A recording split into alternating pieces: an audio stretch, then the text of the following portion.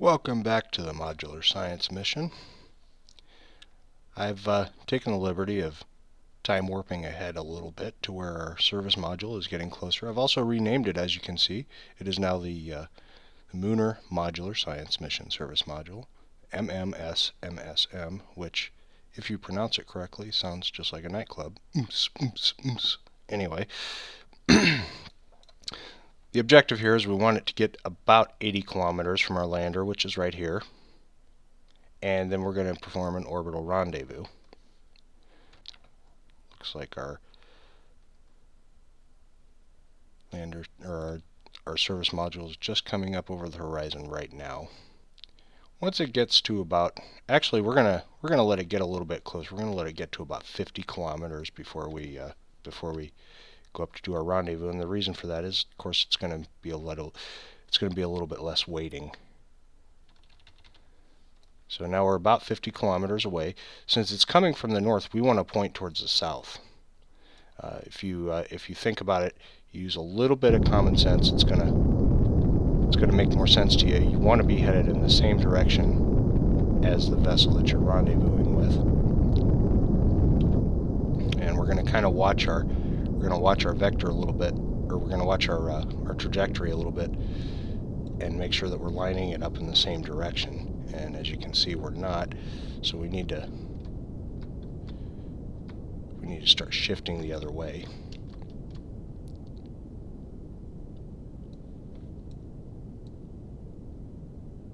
Basically what you're going to want to do here is look for your target's retrograde vector, and that's going to slow down your direction of motion with the target, or relative to your target.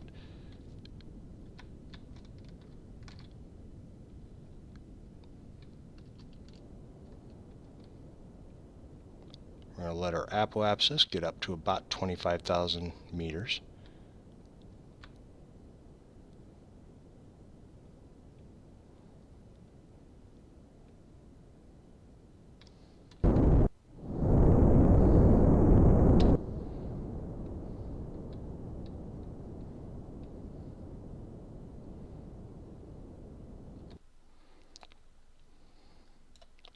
And we're going to be just a little bit above it looks like. Now we still have 363 meters per second of difference between our velocity and the velocity of our target craft. So we're going to point at that retrograde vector and we're going to burn on it. And I just switched to orbit.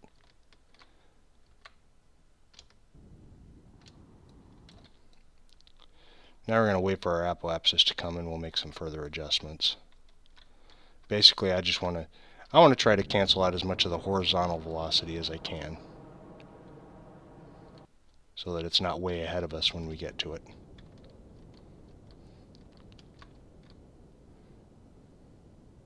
And our intersect is getting closer. The idea here is that you want it to get to as close to zero as possible.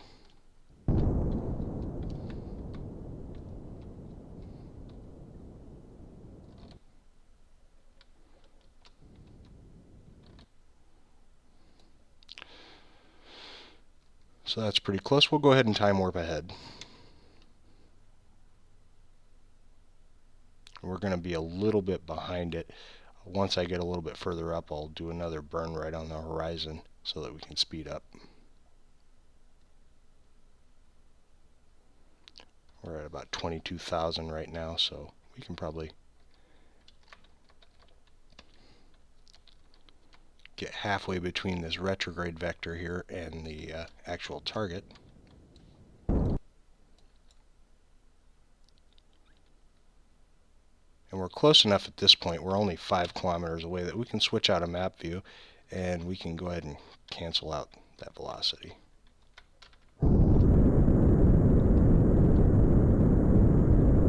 So I'm pointing at the retrograde vector, and keep in mind that vector is telling you where your target is headed in relation to you. So you want to get it as close to zero as possible. Then you're going to point directly at your target, which is this, it shows up on my screen anyway as pink colored with the 4 lines around it.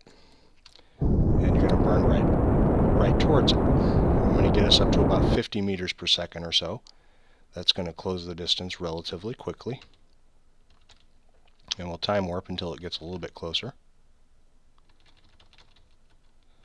And then we're ready to cancel out our velocity because we're just about to pass it by.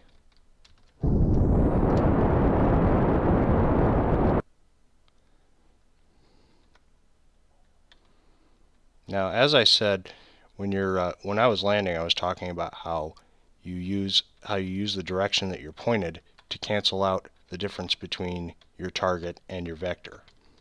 So as we're doing a prograde vector here, we want to point the other way and try to move those vectors on top of each other.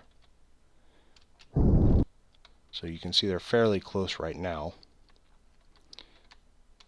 And then once you have it more or less centered, you can just burn right on your target vector. But we're approaching at about 7 meters per second right now. That's probably fast enough. So I'm going to go ahead and point the other way. Time warp it in a little bit. You want to be careful when you're doing this because you can either pass it right by and then have to do the same maneuver twice, or, as I've done before, you can actually collide with your target. And I've done that with this very type of lander, and I've broken one of the legs off, and that's no fun. Puts a damper on your science mission. Now, as you can see, we're on a retrograde vector, so I'm burning to the outside of our vector to try to center it. And at this point, we're barely moving, but we're also only about 30 meters away, so it's probably a good time to switch to RCS. Now we need to find the right spot. It looks like we're actually heading for that open docking port right now, so I'm just going to leave it there. Going to get lined up, enable RCS, and thrust back a little bit so that we don't run into the service module.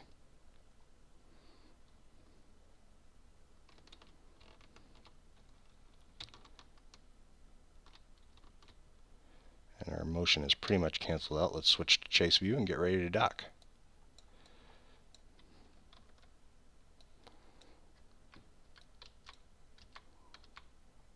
You want to be lined up fairly straight on that docking port so that you're not chasing it around. I'm canceling out the sideways motion. Once we get lined up more or less vertically on it.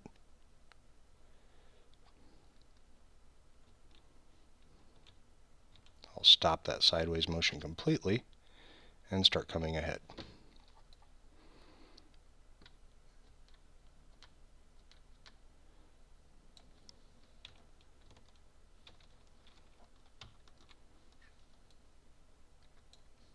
You need to come down just a hair.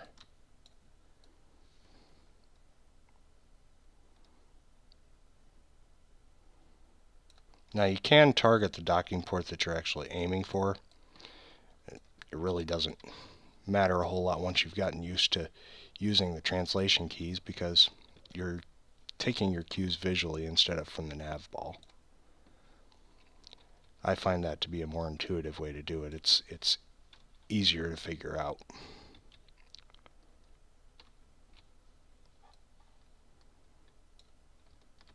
More or less lined up at this point. We'll just kind of let it coast in.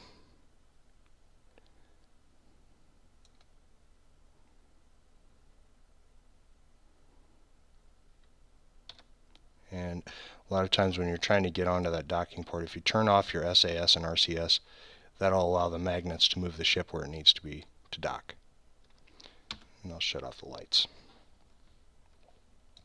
So now we've successfully docked with one of our science modules full of chocolatey science. And we'll undock from that and we'll move to the next one.